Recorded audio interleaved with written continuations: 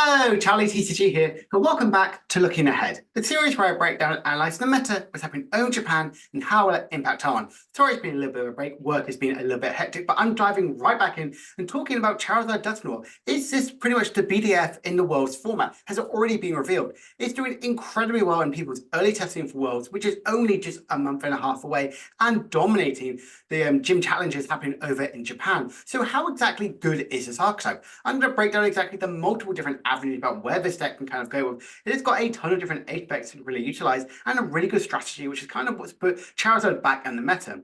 Plus, I'm going to give my inside thoughts on it as well as some brand new cards as well that kind of got revealed, and some of them are absolutely incredibly powerful, which really impact our metagame once we get it in September. So let's start by looking at those brand new cards. So we've got a few of these new stellar Pokemon, like Gavantula EX, regular one, and also some really interesting A-Spec as well. But Gavantula EX, I think, could be really good because of this brand new Joltik, which I'm going to talk about very shortly. So it has a really good first attack, charge by 110 damage. If the opponent's active Pokemon is an EX or V, it's 110 more damage. 210 for basically 2 energies, which can easily be powered up from Electric Generator. It's very, very strong, and I really like that sort of strategy. The other attack for a Grass, Lightning, and Fighting type does 180 damage and discard all energies attached to its Pokemon. During your opponent's next turn, they can't play any item cards from their hand.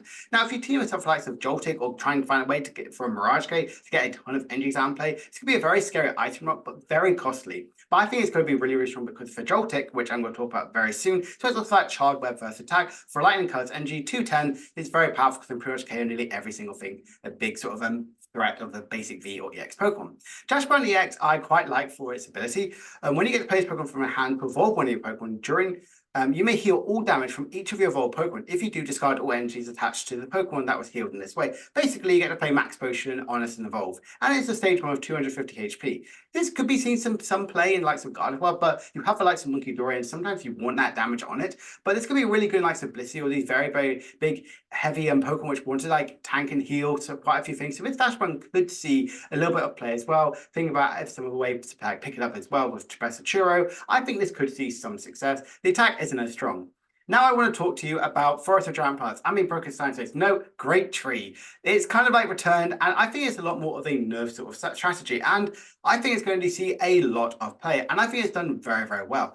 Once you're in turn, that player may search a deck for a stage 1 Pokemon that evolves from a basic Pokemon and put that Pokemon involved. If it is now a stage 1, you can now search for a stage 2 of that Pokemon and put that one in play. So you search from the deck, which is really good. Now that player shuffles the deck, but you can't play this effect if it's your first turn or the basic Pokemon are just put into play. So the Pokemon has to be out and play for at least a turn, which I think is a very good thing. They could also foresee the likes of Broken Time Space and the likes of Forest of Giant Plants, how powerful that really did dominate the metagame, and even going to banning its Forest of Giant Plants in the expanded format.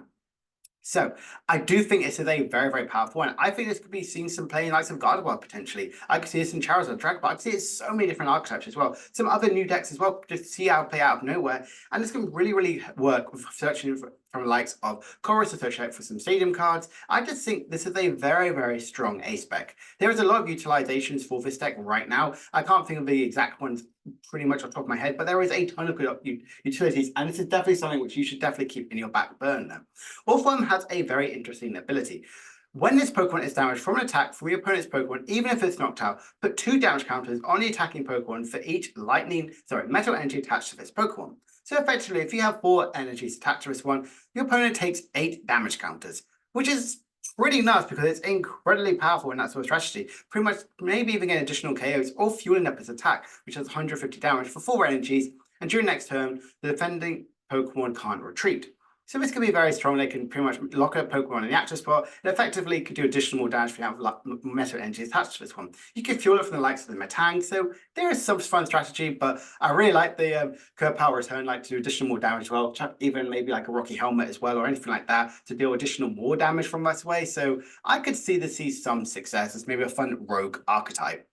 Now let's talk about this Joltik, which honestly is incredibly powerful. Search your deck for 2 basic grass energies and up to 2 basic lightning energy. Attach them to your Pokemon any way you like. Shuffle your deck afterwards. This is scary good. Instantly, you could think about this could be really good in GLC, could power up a Lightning Raikou. This could instantly power up a likes of an Iron Hands straight away. This could power up a likes of that Gavantula I just talked about. This could be pretty much a huge good fueling type archetype in the future. That's incredibly strong, and this is a basic Pokemon with 30 HP. Joltik could potentially be ruling the meta again, just because how powerful it is for energy acceleration. Pretty much chucking in 5 energies going second, including your energy attachment for turn, is scary good. The lightning and grass, effectively you can even charge in the raging bolt, and as a first attack could be very, very scary. It is searching your deck, so you don't have to be in discard pile, and instantly going to help you with your top decks as well. This Joltik I could really see have a lot of play, both in like Miraidon, Raging Bolt, even a really big powerful Joltik box that could be on its own. I think this Joltik will see a lot of play, and I can't wait for that to happen. Gravity Stone is quite interesting. If a Pokemon is attached within the active spot, the retreat cost of both active Pokemon is 1 color small. You try this on a Spidops deck, or even like that Talonflame that got revealed as well, you can do a huge amount of damage and pretty much make sure the opponent's retreat cost is like maybe even 5 to 6 energies, which could be very, very scary. But granted, the Gravity Stone does work for you as well, so if you've got a free retreat Pokemon, it's now all of a sudden 1 retreat. So something to keep in mind. Charge Bug is basically the new return of the likes of the Water Duplicates or Mirage Step. Search deck for 3 Charge Bugs and put them onto your bench. Not too bad at all, but definitely will see some play because I think there is a really good strong Vikavolt as well. And the Slowking has a really interesting first attack, the Inspirational Challenge. Discard the top card of your deck. If that card is a Pokemon without rule box, choose one of your Pokemon's attacks and use that as this attack. Now we have the likes of the Night Mesagoza, which could be the Shrouded Fable, which could see some work of this by putting one of your card from your hand on top of your deck, so it could work and fuel that sort of effect as well.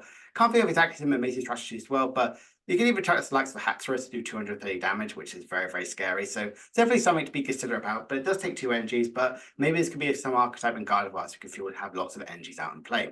So now we've talked about some brand new cards which are going to be revealed in our September set. Let's look at the BDIF. Charizard, Dusknoir. Why is this doing so good? And why all of a sudden does Charizard come back into the fray?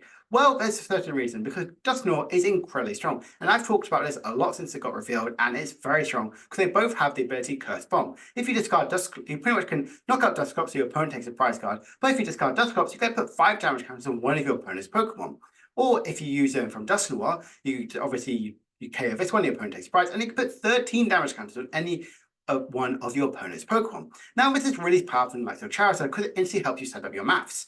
Pretty much, if you use Dusclops on the opponent's active Pokemon, it's a very lots of HP, you can discard the Dusclops and put the 5 damage counters on this one, effectively pretty much fueling Charizard's attack to do additional 80 more damage because the 30 more from the opponent's prize card, plus also the 5 damage counters on the active Pokemon as well. So effectively, if you have a Defiance Band, you can do 290 damage, 260. It's just very much a huge damage capability about what this deck has to offer. I really, really love the strategy that Charizard can really kind of have on. I think it's very, very powerful and very, very scary. Some of it is also having the likes of that reset stamp. Unfair stamp. I really like this for that disruptive capability. It only works if one of your opponents knocked out in the last turn, and instantly having that really good disruptive capability is really strong. Serendipity is one of the best new supporters, which I've kind of like seen from the set in such a long time. You can draw obviously at any time during your turn, as long as one of your Pokemon was knocked out. And yes, that does work from any of the likes of Dusclops damage, as well as anything like that from spread damage counters as well. It doesn't have to be a KO from the active side. It gets to draw 3 cards. That's another very good strategy of this deck. One of the things I have noticed about this archetype is they're definitely still focusing on removing like the barrels and going back to the 60 HP Pidgeys. Why is they going to this one? Well, it helps you in the mirror match because Dusclops obviously they can KO their they KO your Dusclops, their own Dusclops, and you can put 5 damage on your 50 HP Pidgey and take an additional prize card that way, which can be very, very scary. I also love Defiance Band because doing additional more damage as well. Effectively, going to the active Pokemon, you can like use the Dusclops KO or put some damage on, and do additional 60 more damage to the active Pokemon. It's very, very scary. Plus the 50 from the Dusclops, like I said, 290 damage going second on your second turn of the game. It is very, very scary and so powerful. We are seeing some return of like definitely a heavy kite of the Arven because you really do focus on you have a really good setup. TM Devo works really well because the spread damage counter is what Dusclops and Dusknoir can have to offer.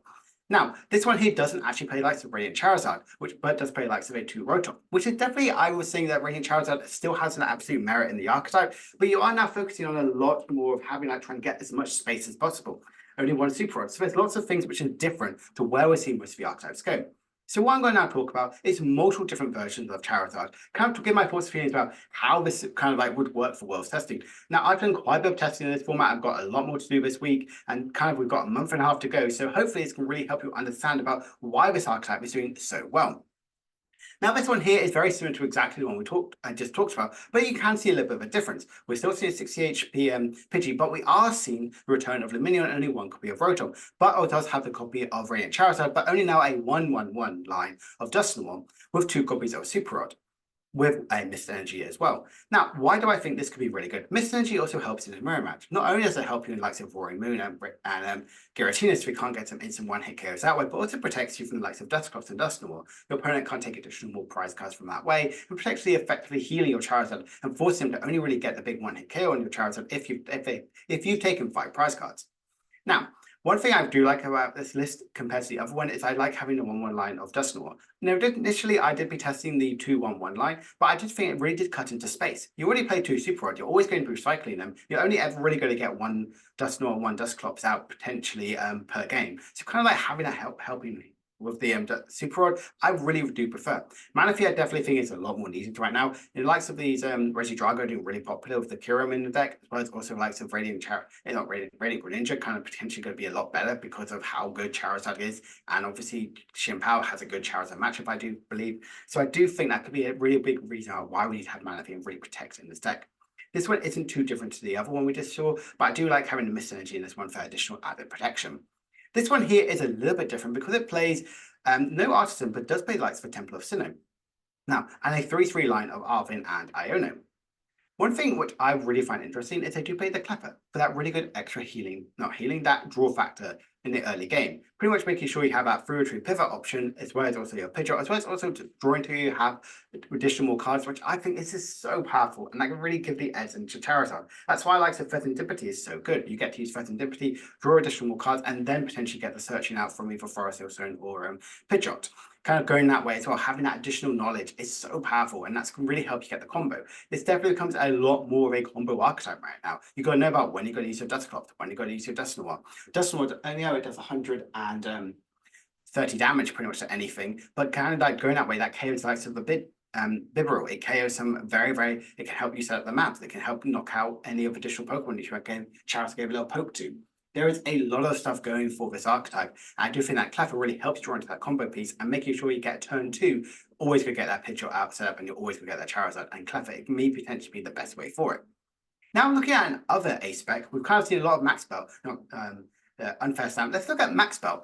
Why do I think Max Belt could see some relevance? Now, initially, this is my first testing. I thought, well, this could work really well with Dusclops because you could do loads of damage and pretty much get to that big one-hit KO potential.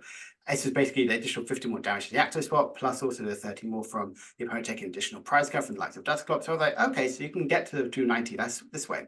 But then I was kind of thinking, well, we have the likes of Defiance Band, which this deck also does play, which I think could be a lot stronger in the early game. Now, obviously, the Max Belt helps you a lot in the mirror match, and I would expect there to be a ton of mirror matches in the play.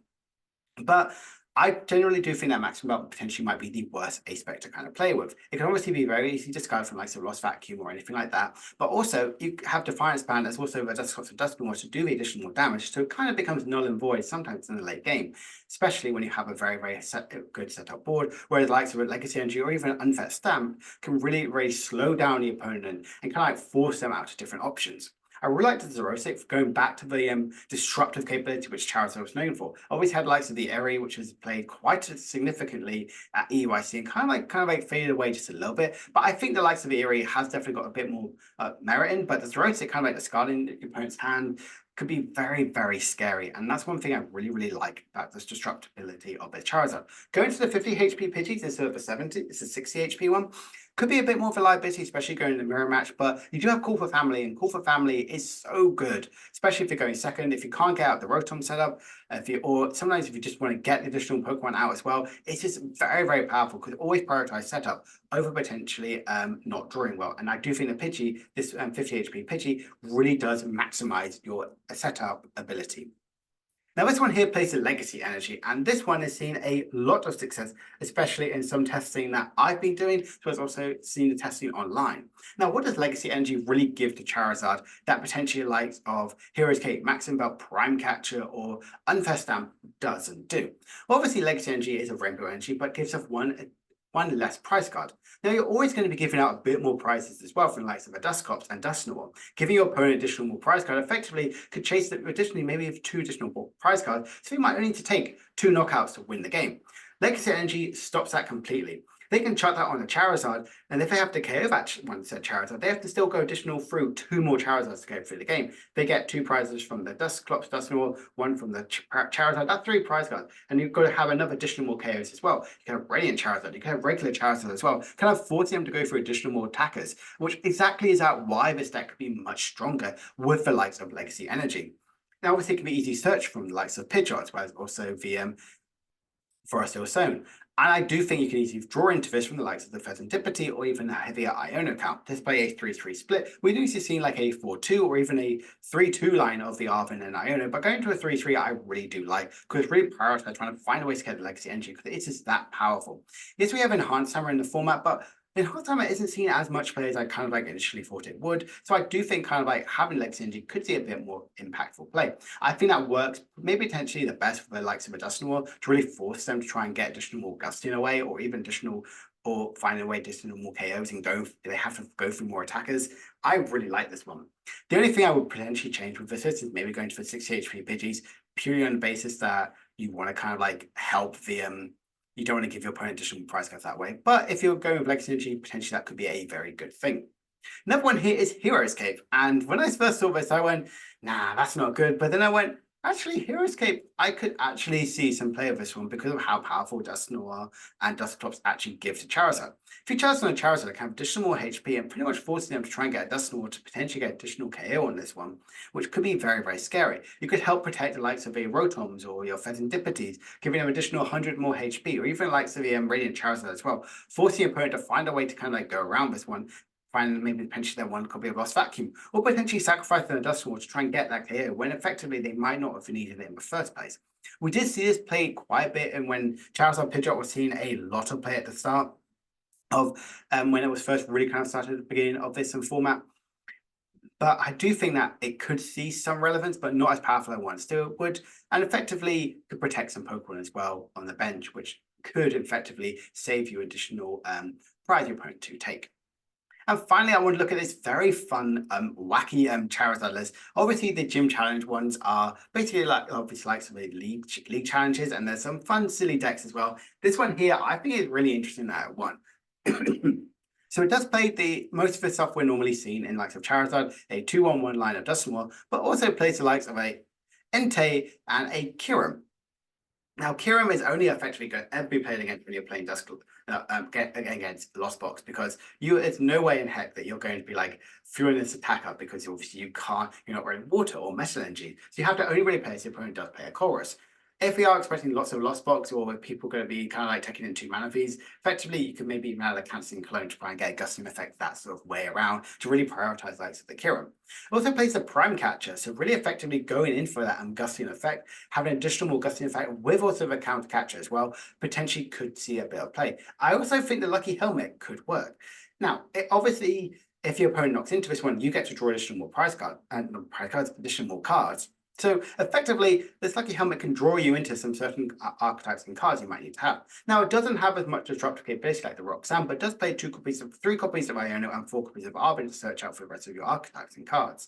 There is a lot going for this one, but I just wanted to showcase that this has opened up a lot of avenues for other archetypes. You could play Dusknoir in the likes of Entei to do additional more damage as well, and get these big one-hit KOs on EXs and V-Stars, which is definitely what the likes of Entei and Raikou have been struggling for absolutely ages. So effectively, could it be open up a lot more avenues for other future archetypes? And I really do like that this is what Charizard and Dusknoir has really done to the meta game.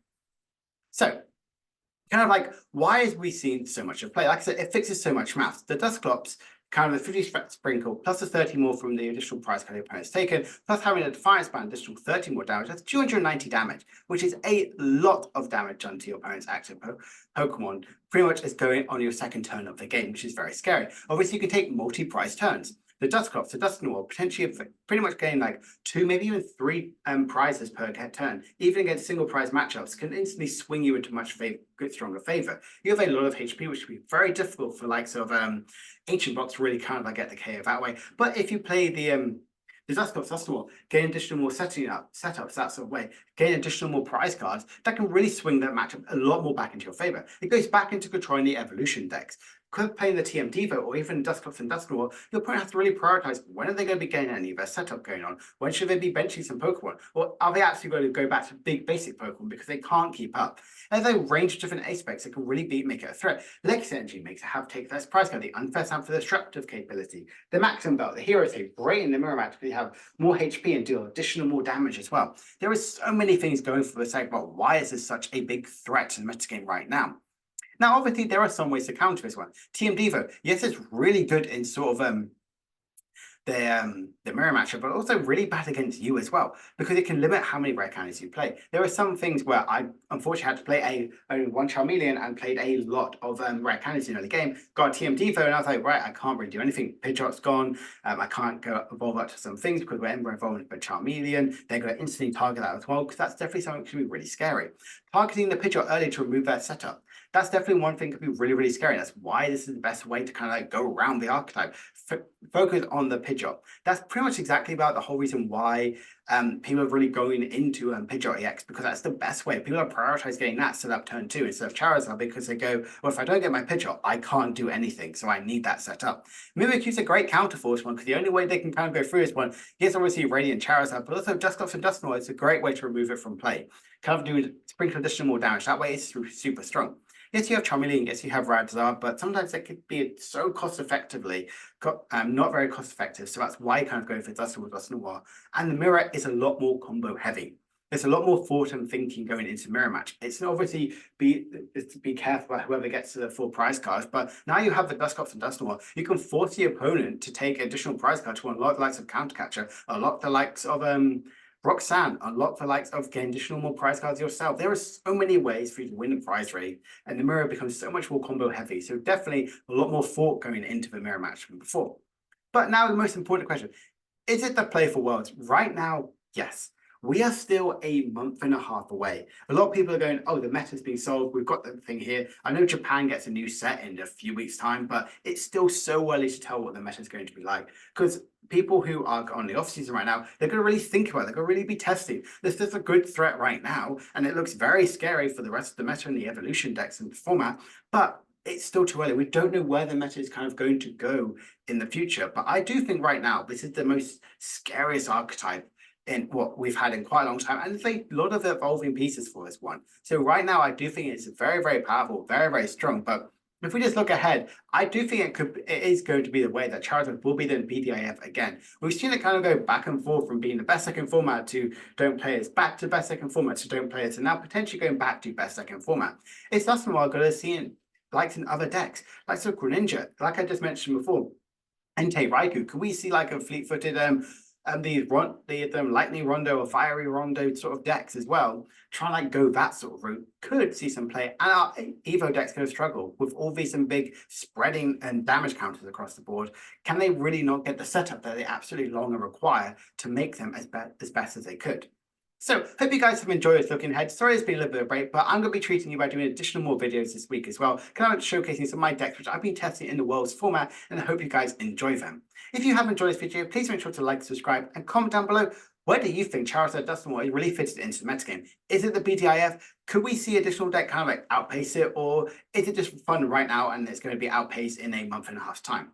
So I hope you guys have enjoyed this video. I will see you guys later. Bye for now.